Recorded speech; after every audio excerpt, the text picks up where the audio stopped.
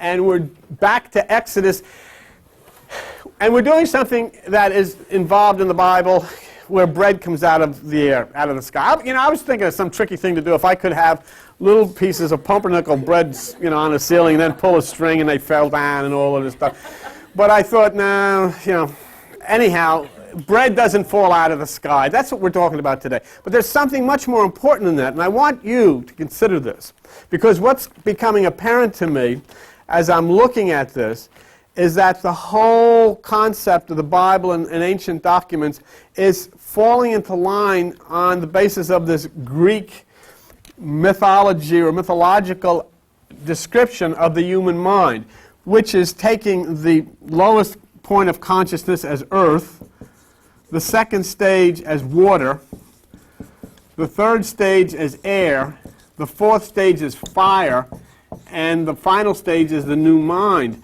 And what I'm seeing, and you might want to help me and look through different stories and see if you can develop the same concept. I'm starting to see this involved in just about everything. The movement from earth to water to air to fire. This is actually baptism. Most people who have been baptized have never been baptized, because baptism is a Greek myth. It's out of Greek mythology. Your New Testament is Greek mythology.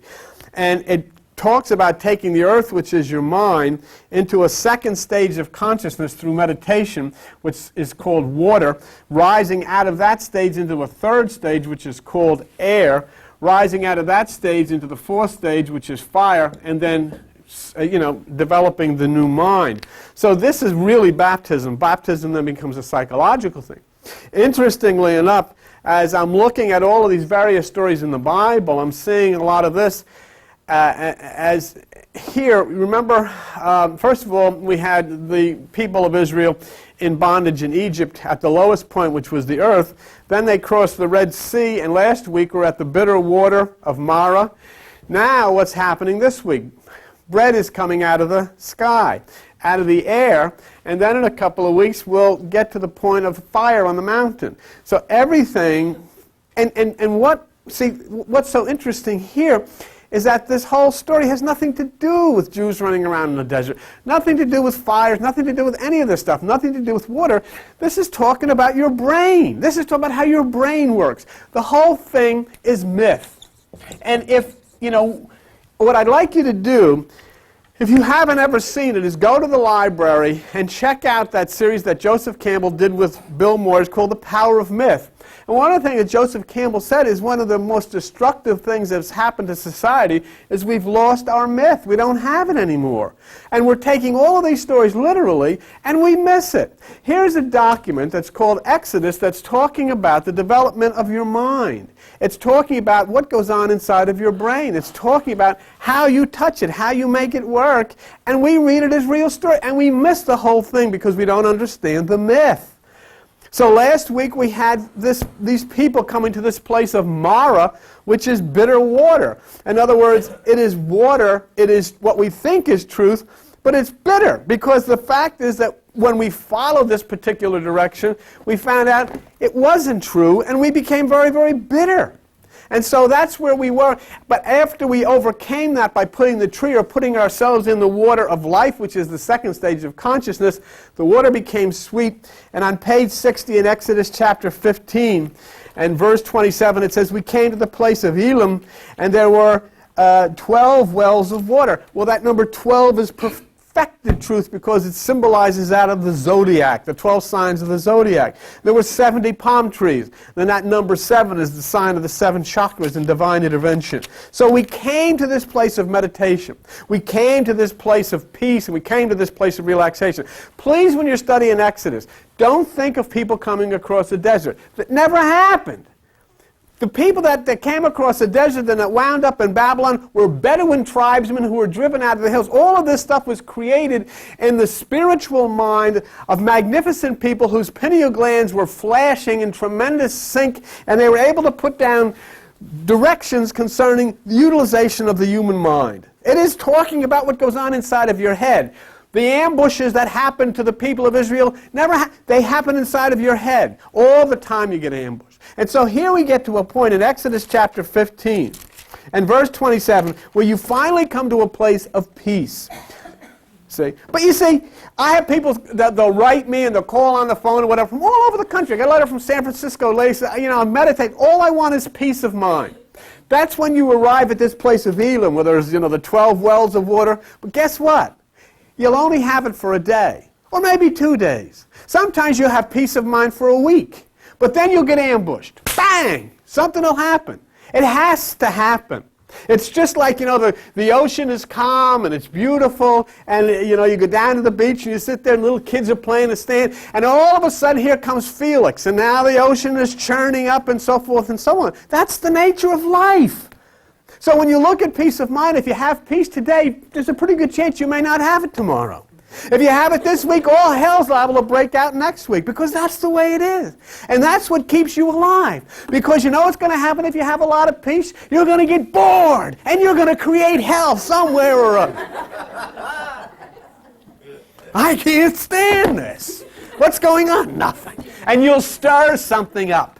You'll make somebody miserable, and they'll get mad at you, and then everybody will have a hell of a fight and say, hey, and then you'll feel good. Then you get recharged. That's the way it is. Such is the nature of things. So what has happened? Last week we came to this beautiful place of water. We came to this beautiful place of Elam. 12 wells of water, 70 palm trees, the 12th perfection, the 7 of the chakras, and we've got peace of mind. But guess what? Here we go again. Look at Exodus chapter 16. And they took their journey from Elam, and all the congregation of the children of Israel came unto the wilderness of sin. The wilderness of sin. See, remember, they could have stayed with the palm trees. They could have stayed with the 12 wells of water. But it's time to move on. It's time to see what's out there. It's time to see, what we can stir up. What's going on? And that's what we do. And that's the nature. That's the types of, that's what life is all about. So we move on to the wilderness of sin. Okay? We come to the point of emotional confusion. Remember, what is sin? Sin has nothing to do with sex, drugs, smoking, gambling, cursing, anything like that. Sin is the name of the moon god of Ur of the Chaldees.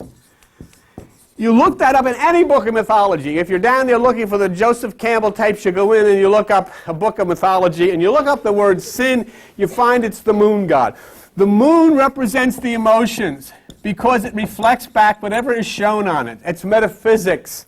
So when you are in the wilderness of sin, you are in the absolute wilderness of confusion of the mind. You don't know where the heck you're at.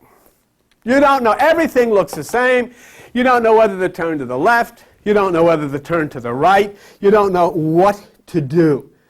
And what do we do when we are in the wilderness? What do we do when we are confused by our emotions? What do we do when our emotions inside of us have us to the point that we're not sure what is going on? Look at Exodus chapter 16, verse 2. And the whole congregation of the children of Israel murmured. Oh, you're damn right. I'm not fed up with this crap. I'm getting out of here, man. I ain't gonna put up with this crap. It stinks. It's not the way it used to be. You know what I'm talking about. You should know. You sit around, oh, Miss Queen Bee. And that's exactly what's going on. Once there's this confusion, once there's this emotions inside of us is in charge, we murmur. How many of you have murmured in the last couple of weeks? Raise your hands. Everybody murmurs. Everybody murmurs. And then you know what they'll do? I'm not going down to that meditation. Jesus, I was all right before I started that crap.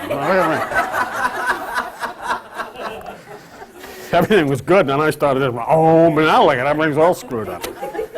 The murmuring and complaining is the desperate straits we find ourselves in. Even though we're going in the right direction, this is the wild part. We're going in the right direction. But remember, even when you're going in the right direction, there are things ready to ambush you. Always there's somebody there's a snake under every rock, ready to take a snipe at you. Now, there's two things we got to look at here, which are interesting.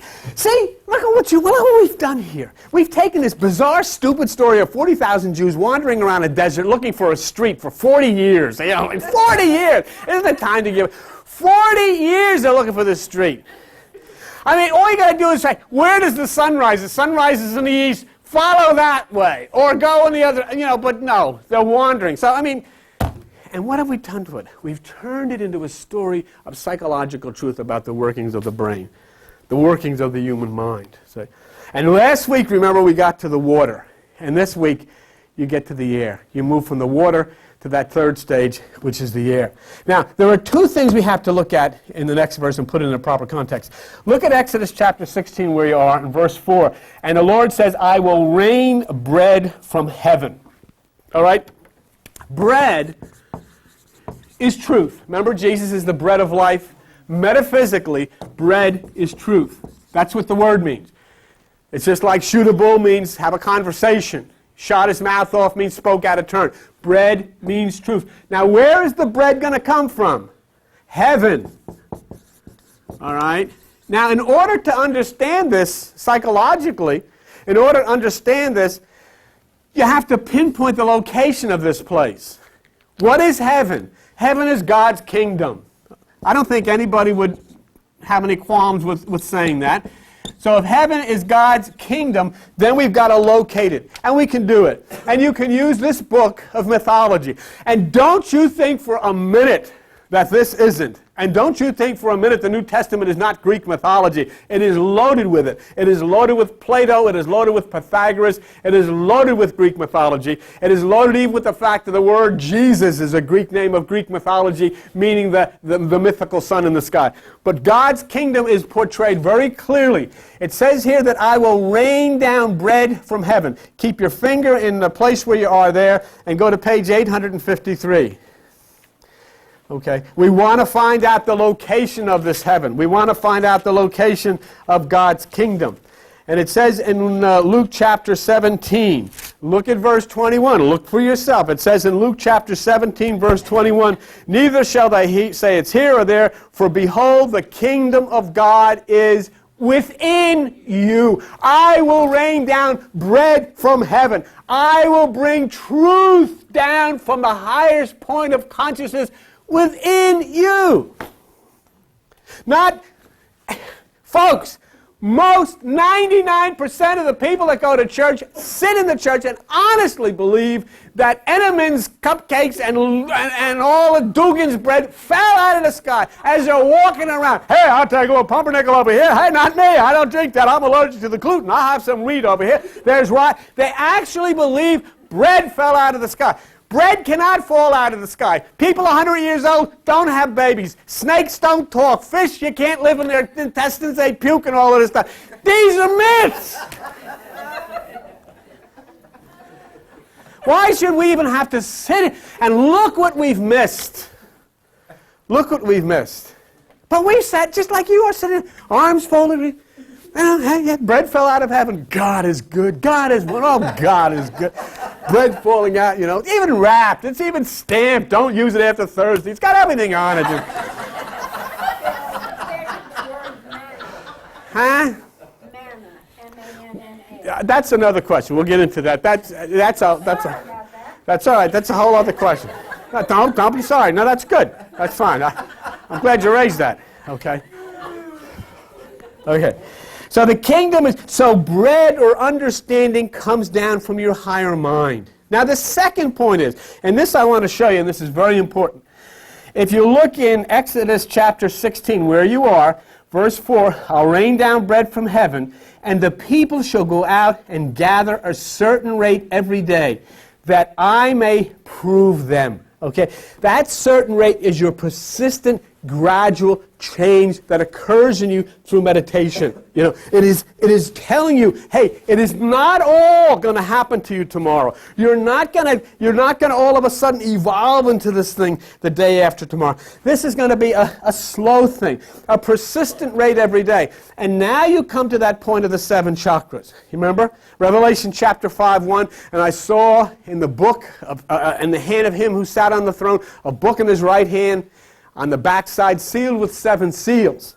Now this is important, because what you're going to get into right now is back to where this David Koresh was looking at the time that all of that nonsense happened out there in Waco when he misinterpreted this. The 7 chakras are talking about, and the certain rate is you'll move through the first, you'll move through the second, you'll move through the third, the fourth, fifth, sixth, and you'll then enter into various parts. You open these seals and you'll correct various parts of the body and various parts of the mind and so forth and so on. But this is the interesting part. In Exodus 16:5 it says, "And it shall come to pass that on the 6th day they shall prepare that which they bring in, and it shall be twice as much as they gather daily." Okay, it shall be twice as much. So we move through the first, we move through the second and the third and the fourth and the fifth and the sixth. And then on the 6th we receive twice as much, because the 7th then is nirvana. The 7th is that point of meditation, and twice 6 is 12, which is that point of perfection. And that point of perfection is when we take into ourselves from the higher mind that bread. The energy has raised itself up to the 6th chakra. And that next point is that point of the 7th of the crown chakra. That 7th is the point of the pineal gland of the brain. And that talks about then opening that pineal, opening that right hemisphere, and bringing you to that point of perfection, which is 12, the sign of the zodiac. So it's a wonderful truth. And look what it's saying here. The bread of the wisdom comes from within you when you are in the wilderness because of your emotions. Look up, and this will come, and it will come to you as it starts to rise up the 1st, 2nd, 3rd, 4th, 5th. And on the 6th, you will open the 6th seal. Do you remember that's what Koresh was working on? He was going to open the 6th seal. He didn't have the slightest idea what he was reading. He hadn't the slightest idea what was going on. And so he was looking for this thing of violence and this thing. And what happened? He was looking for fire. Don't you see? And this will happen here. See, they took it. They went to the water of Elam. They went to the water of the Red Sea. And now they find the air. Coming down out of the air is the bread. They've risen to the 3rd. And then they'll get to the mountain of fire. But he was looking at a literal fire. Because that's what he's taught by Christianity, that the world is going to be destroyed by fire. Look, remember I was telling you a little while ago about this? Everything in here is a progression from earth to water to fire. Remember, what does it say in the Bible? That Noah took the ark and the world was destroyed by water. But it says it won't be water, but fire next time. Because the movement is then in the same way, from the earth to the 2nd stage to the water, up to the air to the mountaintop, and then to the fire, to that 3rd stage. Okay, it's even in Moses. Moses, you take this idea of Moses, who didn't even exist. You take this idea of a person. You take this idea of a mind. And what happens to Moses? The word Moses means drawn out of the water. He was taken out of a little bark of water. Remember his mother put him in the water and he was 3 months? He's taken out of the water. He rises in consciousness up to the mountain. And what happens when he gets up to the mountain? He sees the burning bush.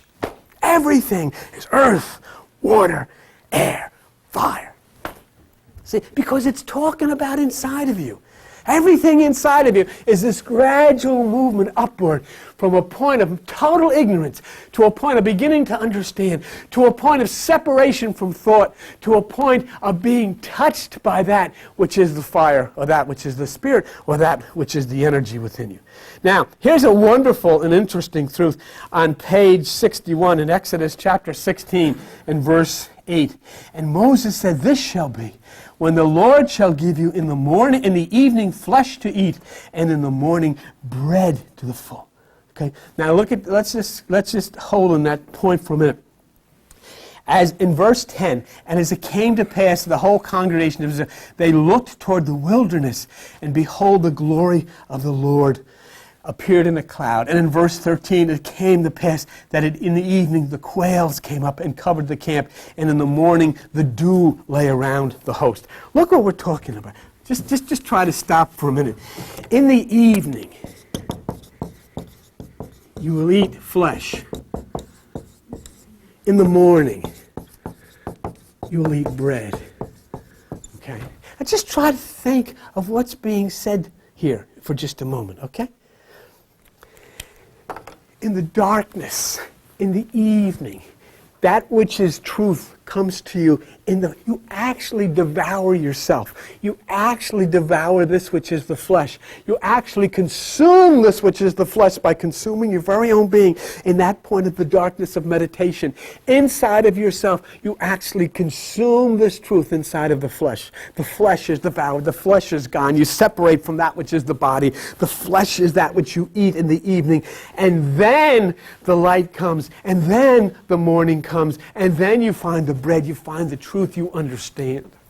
It has nothing to do with birds flying around at night. We're going to feed on the bird. You're going to feed on the flesh in the evening, which means in the darkness of your meditation, you feed on the flesh. You separate from that which is the flesh, that which is the lower. It is devoured.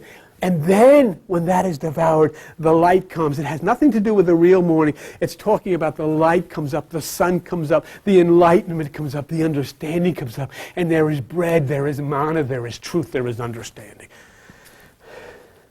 We are murmuring. We are filled with desire for what?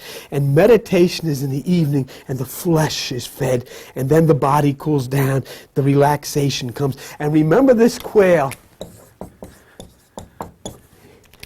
Birds that fly, birds are flying at the night, and you'll eat those birds, and those birds that fly in the night symbolize those thoughts which come from the divine place, deep within you, from the sky, from the air, from the third stage of consciousness. They send birds. From the third stage of consciousness, in the darkness of your meditation, they send that which you devour, which flies down from out of the air, which flies down from out of the higher mind, which then brings to you understanding and enlightenment of what your life is about. You see? See? Otherwise, what have you got? Some guy sitting at nighttime with birds, grabbing and eating birds. But here you're talking about something totally different. You're talking about your mind. You're talking about your brain. You're talking about yourself. And you're saying what is being told to you here is that if you'll only take the time. Geez, I don't know what else to do. I really don't.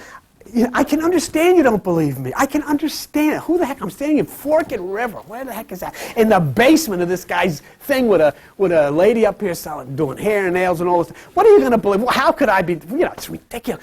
But I'm telling you, I've told you for 7 years, and now it's in Newsweek magazine. It's all over the place. It's all over the television. And what is it telling you? If you will take yourself into the wilderness of your meditation, this bird will come, this quail will come, this food will come from a higher mind, and the melatonin will flow within you. And that this bread of this understanding of truth will come for your life, and you'll start to heal. Each one of you, people come in here and say, I didn't get anything out of meditation. You could come in here with a microscopic cancer which could develop into something that could ravage through your body, and by sitting in a meditation, the melatonin could erase it and wash it away, and you'd never know.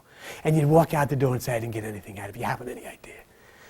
And it doesn't make any difference if the music is too loud or too slow. It doesn't make any difference if you had thoughts or you didn't have thoughts. When you shut down your mind and you shut down your eyes and you sit in that darkness, that pineal gland opens and the melatonin flows whether you think you got anything out of it or not. You don't even know. You go to bed, you eat. What happens? Your body starts digesting your food. Does it say, excuse me? Would you wake up? Do you mind if we digest? It doesn't ask you for any of that stuff. Your hair grows, not as fast as it used to, but your hair grows. It doesn't ask permission for any of this stuff to happen. It just happens. It's what, yes. You have to stand up so they can see an answer. I just want to tell everybody about that lady who knows nothing about meditation. Well, then tell them. It's good. Somebody that's coming to me and she really has no knowledge of anything that's taught here in the church. She had never meditated before. And so I told her to meditate. I gave her a Kataro tape, and she started, and she could feel this energy in the middle of her forehead. And she got a little bit nervous, saying, what's happening to me? I'm not doing it right. I'm doing something wrong. So when I saw her last week, she told me, and I said, that's your single eye, the seat of the soul. She didn't even realize it, but she had opened that pineal gland. That's right. And if somebody had instructed her how to do it, she'd have never got it. She'd have never found it. You have to go in just like a child. And that's what is being said here. You mean it doesn't take, how much time does it take? Does it take for you to sit down for a half hour? Does it take for you to understand? What in this world is so important that you can't finally understand? You know what to do with your, look, let me show you something. Take your hand. Do you know how to close your finger? Do you know how to move? Do you know how to move your leg? Do you know how to move your leg? Blink your eye. How do you blink? You know how to do all this? Do you know what? Do you know what with your mind, what's in there? You don't know fakakta. You don't know anything. The most important thing right in the middle of your brain, you don't know what to do with it. Absolutely don't know what to do with it. It's like your steering wheel in your car. It's like if you get in your car and there's no steering wheel. And you know most of those religions up there, up and down the street, they'll tell you, don't go near that. Don't go near that. It's like you're sitting in a car and say, well, I don't have a steering wheel because my pastor doesn't allow it. My pastor doesn't believe in steering wheels. How do you drive? We just do. And we crash into everything. You don't understand. And so it comes out in Newsweek, and it comes out in all of these things, and it's in all of these, and doctors know about it, and hospitals know about it. And you sit there and you don't have the slightest idea that the most critical thing, which was talked about by Jesus, was talked about by Buddha, was talked about Christian, all this book talks about is what goes on inside of your brain, and people haven't the slightest idea. They don't even know they have anything. And I'll tell you something, you didn't even know you had a pineal gland. You didn't know it. You hadn't the slightest idea you had a pineal gland in your brain. Didn't know it. Most important thing in your body. And you know what René Descartes, the father of modern philosophy from France, said? The place in a human being where God meets the person is at the pineal gland of the brain. And now all of these guys say, we find out what this is for. No, you didn't find out what this is for. This was given thousands of years ago. Jacob knew what it was for. But you're sitting in this room looking at me. You don't have to come here. It's stronger when you're in with a group in meditation, but you can do it wherever. But for God's sakes, it is the most important part of your body. And you know what? It is like you've gone through your whole life. You know what would happen if you'd gone through your whole life with your arm in a sling? What good would it be to you? You know what you've done? You've gone through your whole life with your pineal gland in a sling. And it's atrophied. And it's like a little old fakakta. It's a little old shriveled up piece of nothing. But you know what you can do now? You can exercise. And you know what? It's tough to exercise. I got on Joan's bicycle the other day. What is this? I got to lose weight. I'll die. It's hard. So you're taking this little thing, which is the most important part of you, which will put you into contact with the universe, and it's shriveled up, and you start exercising. I didn't get anything. Well, how old are you? 15, 20, 30, 40, 50, 60. You've had it in a sling. Take it out of a sling. Exercise. And it starts to strengthen. And pretty soon it'll start to harden. See, it's sandy. The pineal gland in your brain, most of you, it's sandy. It's unregenerated. It's not disciplined. It's sandy. And Jesus says if those who build their house on sand, when the storm comes, it washes out. You know what happens when a storm comes into your life? Chaos. But he says, if you build your house on rock, when you exercise this thing in meditation, it becomes like a rock, and the house will not fall. Okay? Now, we're going into this one thing. Before you go on, it's necessary to consider the human brain. And your brain, I don't care if you're a man, woman, boy, girl, whatever you are, it's no different than anybody else's. This is you. Not bad. Little bow tie, huh? Okay? That's your part. 10% of your brain. That is what you think with. The rest of it is off limits. You know what this says in the boy? This is the Garden of Eden. You know? How do I know that? Because they built the garden eastward in Eden. Whenever you look north, east is always on the right. That's God's part. You're not allowed in there. Huh? Now, let me tell you something. You have 10%. You can take only into yourselves on that left side, that 10%. You don't take anything in. You take this side. This is where you do all your conniving, all your finagling, all of your ranting and raving, all of your murmuring, all of that goes on right here. And it happens in that 10%. See, now, when you shut this down, you turn on this side. That's why Jesus said, cast your net to the right side. Because when you shut down that left side, you turn on the right. After you meditate, you act on what was given to you in meditation.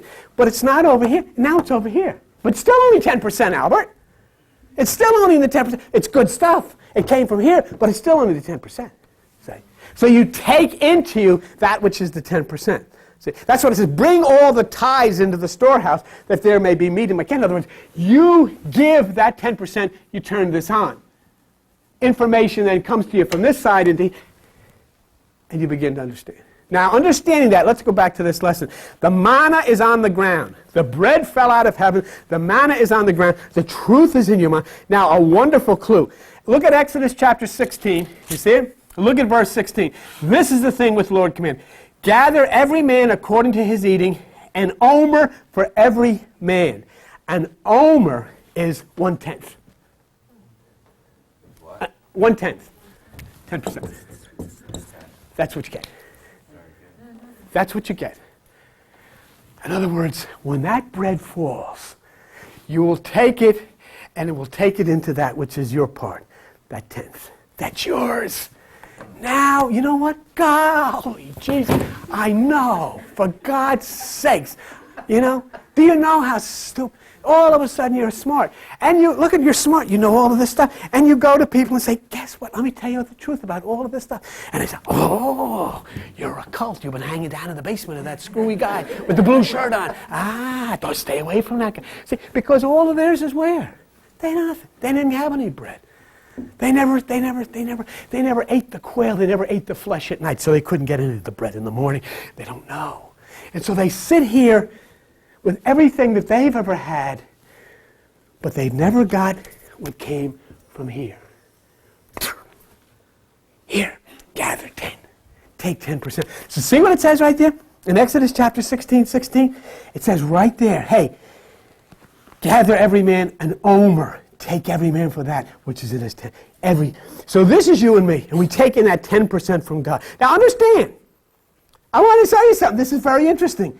Verse 18, and they gathered, and he that gathered much had nothing left over, and he that gathered little had no lack. In other words, everything that you get in meditation is geared just for you. He might need 5,000, he'll get 5,000. She might need 15, she'll get 15. Just exactly.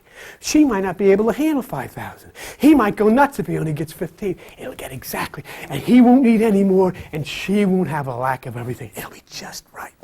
See? That's why when people try to tell you this is the way it is, it may not be for you. It may be for them, but it may not be for you. I don't tell anybody because I don't want to screw you up, because I want you to gather, and you gather from within yourself spiritually, and what you gather is right smack on the money what you need. See? And you may go out, and I'll tell you, listen, this is how you do it, so you can gather 20, but you may need to gather 2,000. And if you don't pay any attention to me, when you go into this beautiful desert of meditation, you'll gather 2,000. But I'll tell you something, if you do it my way, you'll only gather 20, and you'll have missed 1,980. Don't believe this stuff. Understand this stuff. But for God's sakes, for you, and for you want to avoid cancer, you want to avoid heart disease, for your children, will you read the papers? Will you read Newsweek? Will you listen to the doctors? Will you listen to the scientists? Will you listen to Jesus? Will you listen to Buddha? Will you listen to Krishna? And will you go in and will you let the pineal open? Will you exercise it? And will you let the melatonin flow? It's up to you. See? And so there's an interesting statement now. Here, now listen to this real quick. 16:19. Look what it says, 16:19. Let no man leave it till the morning. Some left it and it bred. In verse 20, some of them left it and it bred worms. And what this is telling you is you must continually take this within yourself. The lack of continuing meditation can cause that which was given to you to dry up and go away. You can't let it sit. You can't say, well, it's got to be a part of your life now. You go to the bathroom, you got to meditate. You drink, you got to meditate. You eat, you got to do it just like you do that. You walk. These people get up, see, and they get on the treadmill, and they go, hey, and they're all, but then they sit down, and then they say, look at the shape I'm in. Watch it. When I was in the Navy, we used to have a new, guy told me, I was posing for a picture. Don't pose like that. Don't pose like that. So I had to pose for the picture. So we sit, pose for a picture. Put your arm like this, then bring your fist under your arm and go like that.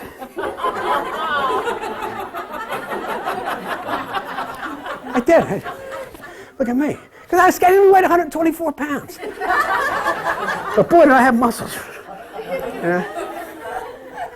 Because it was, everybody wants to be in shape. But understand your pineal is a wreck.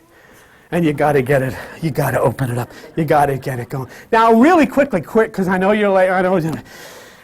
Okay. In verse 21, look what it says. And they gathered it every morning, every man according to his eating. When the sun waxed hot, it melted.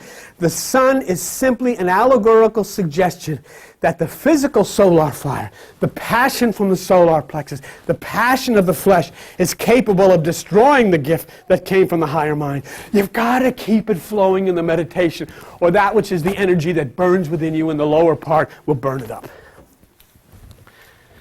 It's got to be constant. See?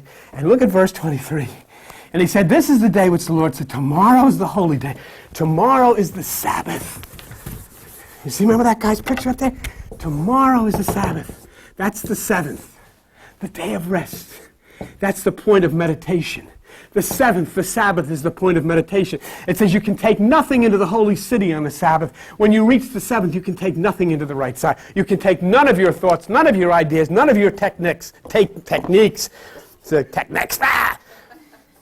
But it says here, tomorrow is the whole, and what it means at this point, the gift will not be destroyed. Look what it says. Please, just stop for a second. Tomorrow is the rest. Bake that which you will take today. See that you will see that you remain overlaid up for you to keep until the next morning. And they did, and it did not stink, neither was there any worms. Meaning at this point, when you reach the seventh, that gift will not deteriorate. That gift will not spoil. That gift will not be burnt up by the emotions, because it is now dwelling in the higher place. It is dwelling in the holy place. It is dwelling in the high place of consciousness. And I'll show you something interesting. And sometimes when you think it's time for you and you're going to meditate and you're going to follow this technique and that technique, let me show you something. And this should put it into perspective. Exodus 16:25. And Moses says, eat that today, for today is a Sabbath, and you shall not find it in the field.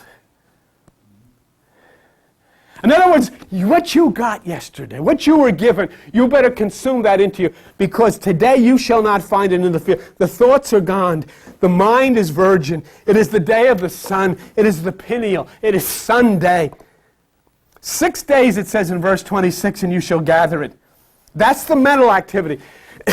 Look again, because I don't want to go too fast. 6 days, see verse 26? 6 days you shall gather it, but on the seventh, which is the Sabbath, in it there shall be none. That's the beautiful part. You work your way through your meditation, and you go home, or you listen to the music, or you focus, you do whatever you do, and you run, and you bring this energy, and the energy starts to move up the first energy, the second, the third, the fourth, the fifth, and the sixth. But when you get to that place of the seventh, it's gone. There's nothing there. You can't see anything. You can't feel anything. You can't do anything. It's sealed with 7 seals. And in Exodus verse 16, verse 27, it says, it came to pass that there went out some of the people on the seventh day to gather, and they found none. Some went out on the seventh to gather, but they found you can't. It's not up to you anymore, folks. It doesn't make any difference how hard you try. It's not up to you. It's simply going to happen, or it's not going to happen. It opens up within you. It's a beautiful point that opens up within you, and it's strictly that which of God. But it says in verse 30, finally the people rested on the seventh day. When you come into meditation, sometimes I just feel like going up and talking up in the sky, because I don't know. And I know, you've got to do what you want to do. You've got to but look at this great deal I'm giving you. Go in the bathroom and do it. Run the water. They're never going to know what you're doing in there. It doesn't mean you have to join anything. It doesn't mean you have to spend anything. But it does mean you've got to start to take not only this ancient wisdom, but you've got to start to understand that, which is the new science and the understanding of this thing that's going on within you. See? So it says in verse 33, this is the commandment. Fill an omer. In other words, take that which is the tenth. See? Take that which is the truth. Not only for yourself, but take it so that you may see the bread that I have found in the wilderness to keep for generations. For your kids! Your kids that you have at home have a pineal gland that's active, but you know what? Every day that they don't meditate, it grows a little weaker, and a little weaker, and a little weaker, and then before you know it, it becomes just like yours and mine. Nothing. because we don't know. But you do know now. You should know. And just in case, so that you may know that what I told you is true, look at verse 36. An omer is the 10th part of an ephah, which is measurement. It says in verse 36, an omer is the 10th part. So here you came out of the water of bitterness, and in that bitterness you raised yourself up into the air, up into the sky, up into the higher mind. And there that bird came, that quails came, and you devoured the flesh within yourself. And then the sun came out, and you began to understand truth. You began to understand reason. You began to feel within yourself. Finally, you know why you're alive. You know what the purpose of you. Maybe finally you'll understand the person sitting next to you. Maybe finally they'll understand you. Maybe finally you'll be able to look at somebody and say, you understand, and they understand. Maybe finally we'll be able to understand each other in this world. Maybe finally the universe will understand. Maybe finally we'll understand nature and the animals, and we'll understand the stars, and we'll understand the mountains and the water. All of this, look, you're trying to understand, they're trying to solve the problems of the world, and you don't even understand what you've got in the center of your own head. We're trying to figure out how to save everything, and we don't even know what's inside of us closer than our breath in the center of our head. We have neglected it, and we've listened to all of the educators who didn't know, and all of the priests who didn't know, and all of the ministers and evangelists who didn't know, and all of the religious people who didn't know, and finally you get to this point where you know, and now you're going to sit. Or you're going to take yourself all by yourself, none of my business, none of anybody else's business, but you're going to start paying attention to yourself, and you're going to start touching that holy place. And that's when the quail and the manna will come, and that's when the enlightenment will come. And then you'll do what these people do.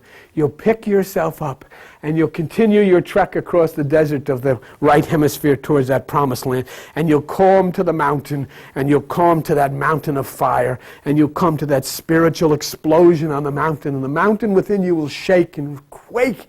And then what they call the 10 Commandments, which you will understand like nobody has understood them before in this room, those 10 Commandments will come down to you carved in the very stone of your mind for you, and you'll know exactly what you're to do and how you're to do it. Okay, thank you.